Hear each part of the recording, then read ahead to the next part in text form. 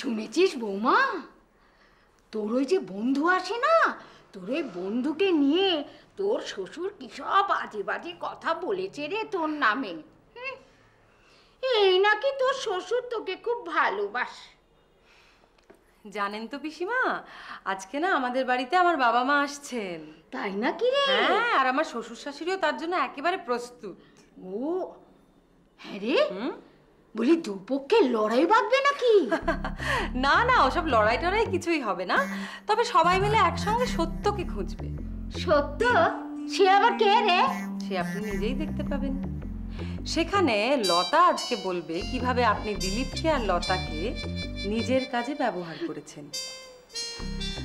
তাছাড়া ছোটকা বলবেন কিভাবে আপনি ছোটকাকে বাবার বিরুদ্ধে উত্তেজিত করেছেন।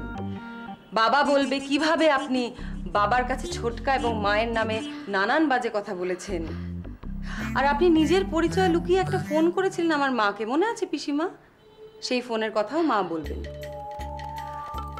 তাছাড়া আমার শাশুড়িকে আপনি আমার বিরুদ্ধে যা যা বলেছেন, মা সেই সমস্ত কথা আজ বলবেন। আর পিসিমা, আমার বাবা শুধুমাত্র আপনাকে ঠকানোর জন্যই প্ল্যান করে আমার শাশুড়ি মায়ের সঙ্গে গল্প করতে এসেছিলেন। কারণ এটা যদি বেশি দিন গড়াতো তাহলে আমাদের সংসারটা ভেঙে খান খান হয়ে যেত, এবং তার জন্য দায়ী হতেন শুধুমাত্র আপনি। হ্যাঁ রে, তাহলে তোর প্রেমিক সেজে যে এসেছে সে? ওর আসল নাম ইন্দ্র, আর ও আমার নয়, আপনার ভাইপোরই বন্ধু। ও তাহলে ধনা, সুভাষ ওরা সব জানে? বাবা সবকিছুই জানেন। ইস,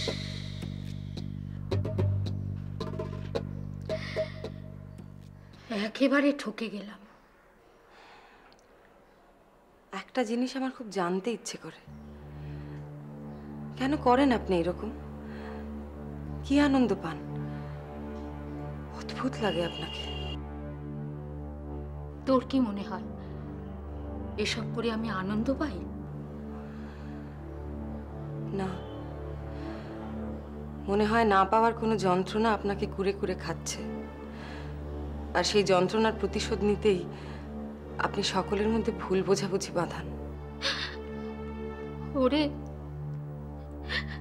এমন করে আমার মনটাকে কেউ কখনো বুঝতে চায়নি রে, তুই প্রথম। জানিস,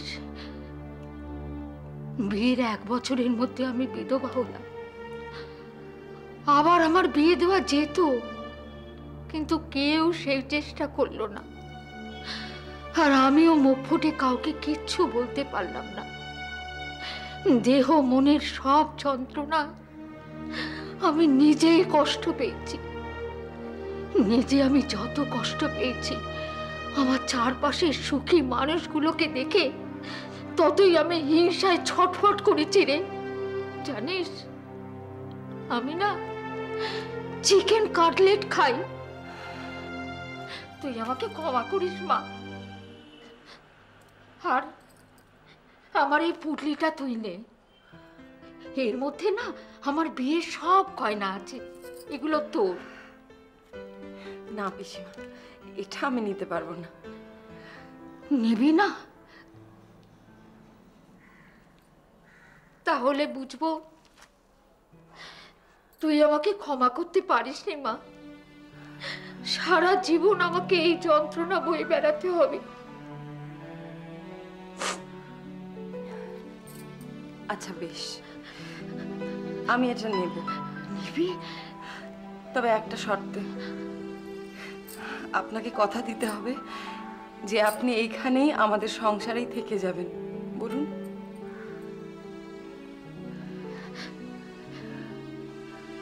এটা বলিস না মা। আমার বুকের মধ্যে এতদিন যে পাষাণ ভার ছিল, তার থেকে তুই আমাকে মুক্তি দিলি মা। এতদিন আমি যে আশ্রমে ছিলাম, তাদের সঙ্গে আমি বড় খারাপ ব্যবহার করেছি মা। এইবার আমাকে সেখানেই ফিরে যেতে হবে, গিয়ে তাদের সঙ্গে ভালোভাবে কিছুদিন কাটিয়ে আসি, তারপর আমি আবার ফিরে আসব। তবে হ্যাঁ, নতুন মানুষ হই। তবে লাগানি ভাঙানি আমি কিন্তু ছাড়বো না। এবার ওর ভালোটা একে বলবো আর এরটা ওকে।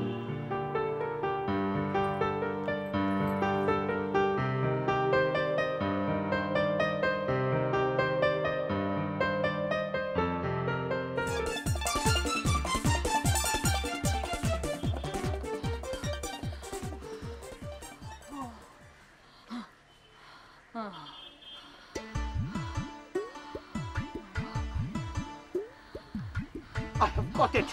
I have got it. আমি আমার অপরাজিতাকে পেয়ে গেছি। আপনি কে? সেই নাক, সেই ঠোঁট, সেই চোখ আমি খুঁজে পেয়েছি। আপনি কে? আমার ফ্রেমটা নষ্ট করবেন না প্রেম আবার কি? প্লিজ, আমার ফ্রেমটা নষ্ট করবেন না।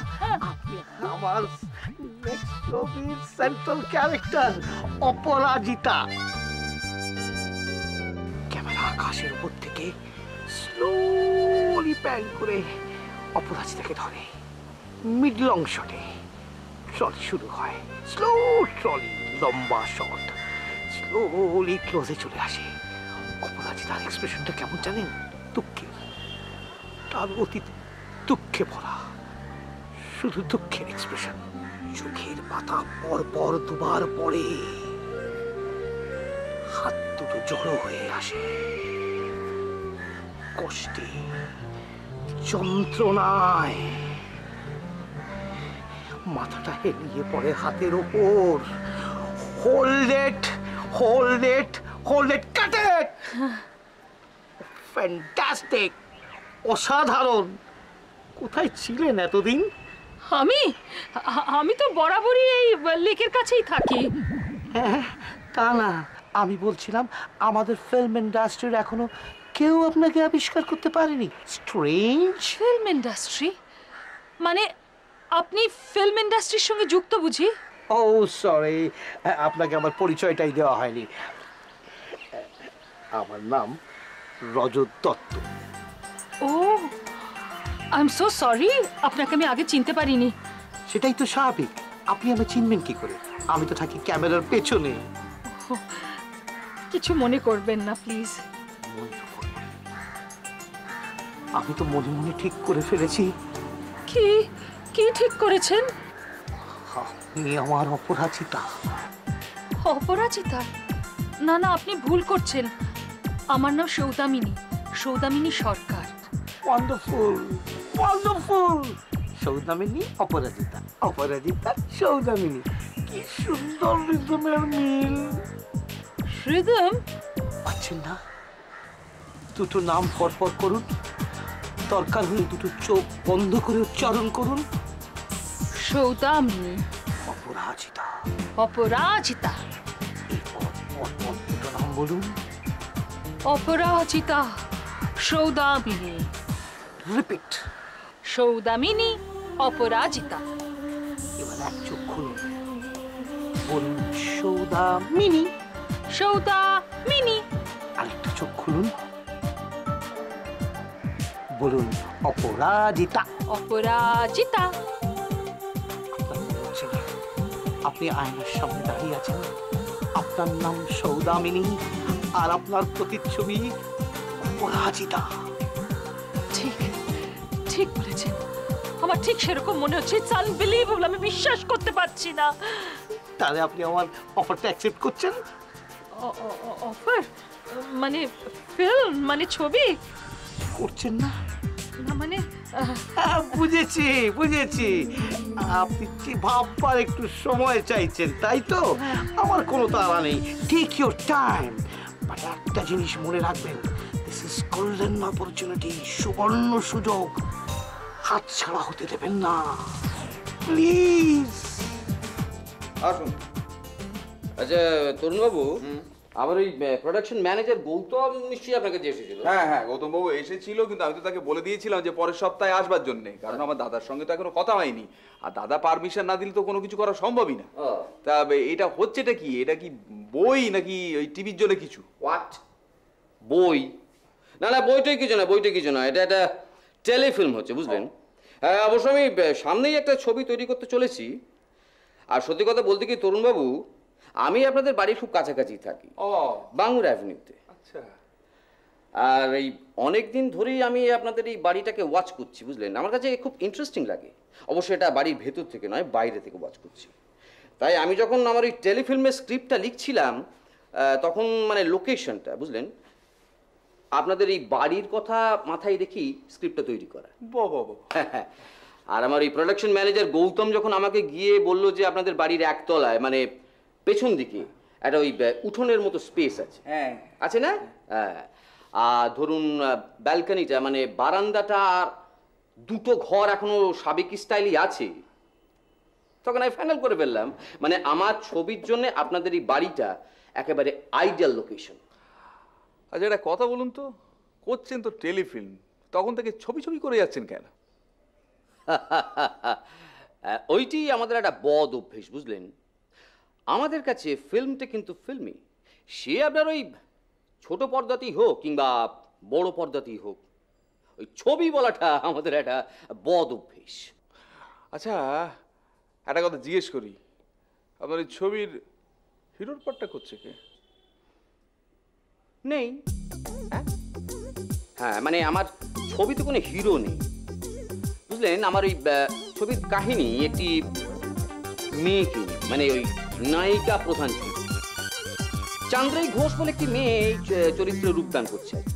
মেয়েটি ছোট পর্দায় খুব নামডাক করেছে। হ্যাঁ অবশ্য আজকাল একটা ছবিতেও কাজ টাজ করছে, কিন্তু মুশকিল হচ্ছে একটা মোস্ট ইম্পর্টেন্ট চরিত্রে আমি এখনো কাস্টিং করে উঠতে পারিনি, মানে মেয়েটির মায়ের চরিত্র।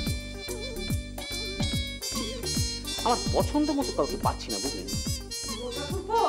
ঠাকুরপো, আমি তোমাকে বলছি কি যে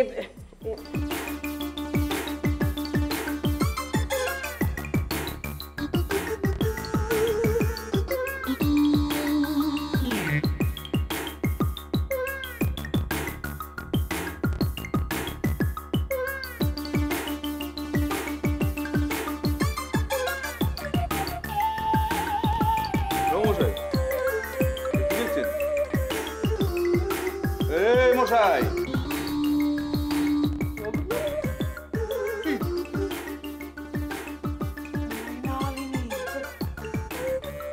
মৃণালিনী মা, নায়িকার মা, আরে!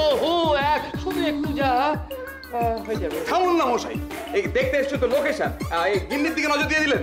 আরে এই বাড়ির গিন্নি আমার বৌদি, বুঝতে পারছেন না? কারোর বৌদি কি কারোর মা হতে না, পারে সে না? তো আমার বৌদি আমার মায়ের মতোই। আমারও তাই। মা, হ্যাঁ? মা মানে আমার ছবির নায়িকার মা। মা, মা গো, সেই মা। এই এখান থেকে ফুটুন, আপনাদের এই ফিল্মি দুনিয়ার এই 2 নম্বরই আমার যথেষ্ট জানা আছে। যান যান যান এখান থেকে, ফেরেববাজি করে এখানে জায়গা। আপনি মুখ সামলে কথা বলবেন। আপনি জানেন আমি 16 বছর এই ইন্ডাস্ট্রিতে রয়েছি, 8টা বাংলা বড় ছবি তৈরি করেছি আমি। হ্যাঁ এটা অবশ্য ঠিক কথা যে মাঝখানে বাজার মন্দা যাওয়ায় আমি টেলিফিল্ম করতে বাধ্য হয়েছিলাম। এই তো সামনে আমি আবার একটা বড় টেলিফিল্ম তৈরি বাংলা বড় ছবি তৈরি করতে যাচ্ছি। আপনার এত বড় সাহস, আপনি প্রভাস সেনকে ফেরেববাজ বলেন? হ্যাঁ, প্রভাস সেন, পরিচালক প্রভাস সেন, মানে যার সোনার পাথর বাটি, ওই বইটা আমি কতবার দেখেছি। আপনার দেখছি হাতে প্রচুর সময়, ম্যাডাম মৃণালিনী। সুভাষিনী।